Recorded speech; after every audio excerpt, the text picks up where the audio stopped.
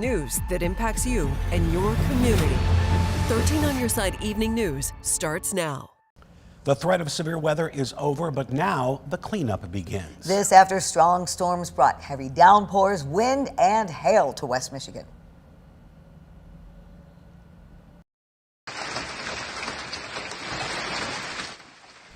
Now, after the storm, we're dealing with patches of damage and flooding along area waterways. We have team coverage tonight. Chief Meteorologist George Lessons will show us what moved through today. Plus, we have a number of crews in the field tracking the flooding situation right now. But first, we begin with meteorologist Michael Behrens with a look at the storm damage in Ottawa County.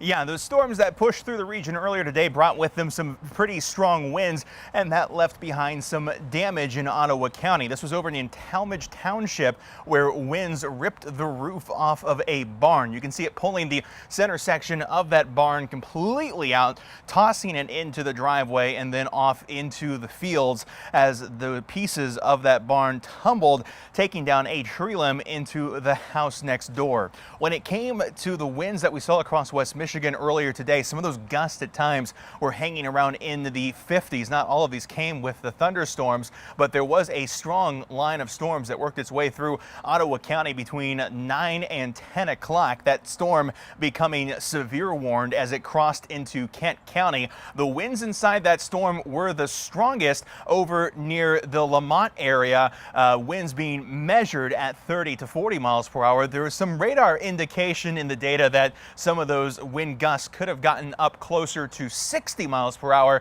causing the damage near the Maplewood Cemetery and eventually on into Talmadge Township. Of course, we'll continue to keep an eye out for any more damage reports as we head through the evening. Thank you, Michael.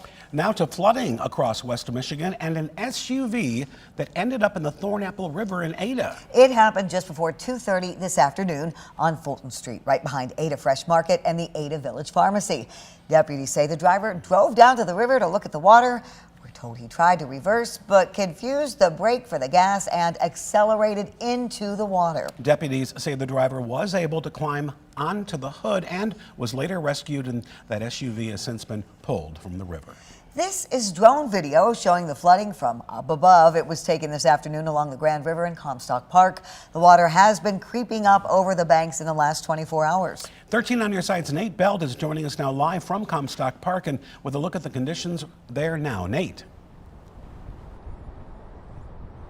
At Kirk Juliet here in Comstock Park, we're starting to see the water actually over the last hour as we've been out here kind of creep up just a little bit further and further up as the evening goes on. You can see the water up onto this platform here and fully onto the banks, pretty deep into the woods actually in places. Now this of course an area that it is not abnormal for the water to come up high. This happens just about every year. Now today I got to actually take a ride with the Plainfield Township Fire Department, and they got to show me one of their newest pieces of technology. This is really awesome. I'm excited to show you about how they're able to respond to these flooding incidents.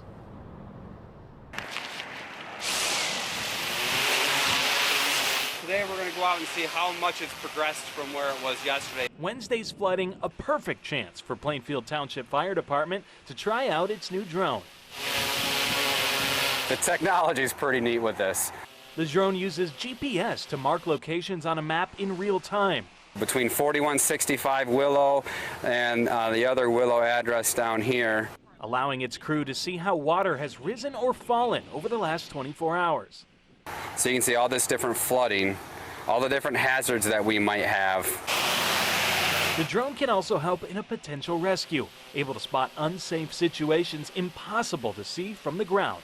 We're able to get real-time footage, get information from this to get right back to the incident commander to make the best decisions that we can possible. And thermal imaging sees what the naked eye can't. These three dots are us standing on the bridge. If they're walking through the water, you might not be able to see it if they're in dark clothes, whereas thermal imaging is going to pick them right up from where the water is. Providing potential for a swift recovery if things become treacherous. Fortunate incident, somebody actually gets in the water and is floating down the river, we can actually pinpoint them and we can have the drone follow them down the river so we know where they're at.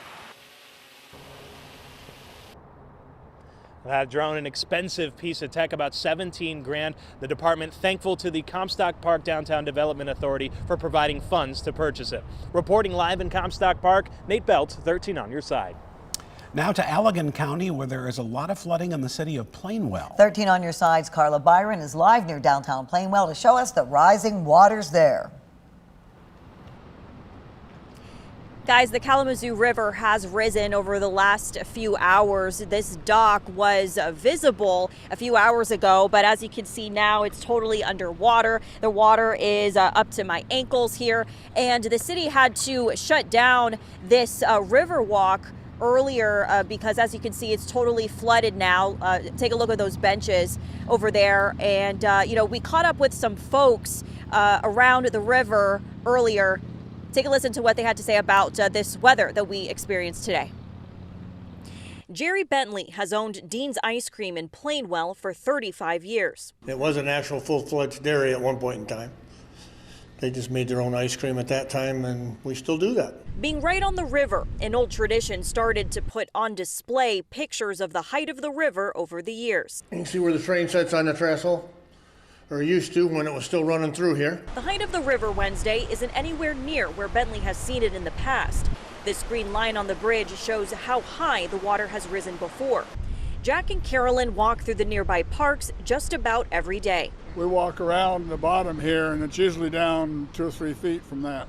Here at Fannie Pell Park in the city of Plainwell, the city actually had to shut down this portion of the Riverwalk because, as you can see by those benches that are underwater right now, the Kalamazoo River flowed over its banks. Allegan County Emergency Management has been monitoring the severe weather throughout the day. These photos were taken at New Richmond Park and 35th Street and 139th. The biggest area of concern that we're seeing right now is any wind or hail damage that might be coming in. So on our social media, we actually posted a link to a self-reporting survey that any citizen can use at their business or home. That report comes into us, and then we're aware where damage is occurring and where we might need to send resources. There'll be the rain coming down from up by the headwaters. It'll probably come up some more yet. I don't know how much, but probably will. Thankfully, Bentley never has to worry about his shop going underwater. It never gets up into our parking lot or anything. Emergency officials are going to continue to monitor these flood conditions into the night. Reporting live in Plainwell, Carla Byron, 13 on your side. We want to get to Chief Meteorologist George Lessons. Today's storms caused heavy downpours, winds, even some hail. George, walk us through what happened today. Yeah, the strong winds were some of the features of the morning thunderstorms, along with the heavy rain. Let's recap some of the winds across the area. Winds gusting to 40+ miles per hour with these strong thunderstorms. Severe thunderstorms over toward Jackson as they hit 62 miles per hour. The winds this afternoon in some cases have actually been stronger than they were during the morning thunderstorms. Large hail, all of that was yesterday afternoon and evening across Allegan and Barry counties. Here in West Michigan today, there were a few reports of some dime-sized hail, but most of it was heavy rain. As you can see, 1 to 2.5 inches worth of rain flooding from Fairplain all the way up through East Lansing. Cold front went through earlier today and swept out all of the storms, but it left us with a lot of water coming into the area rivers. As you see, a lot of river flood warnings, and the stream flow conditions are running at high or the highest levels for this time of year. We'll take a closer look at what's ahead for the weekend coming up here in just a few minutes. And we have all of today's weather stories right now on 13 Plus. It's a free download on Roku and Fire TV.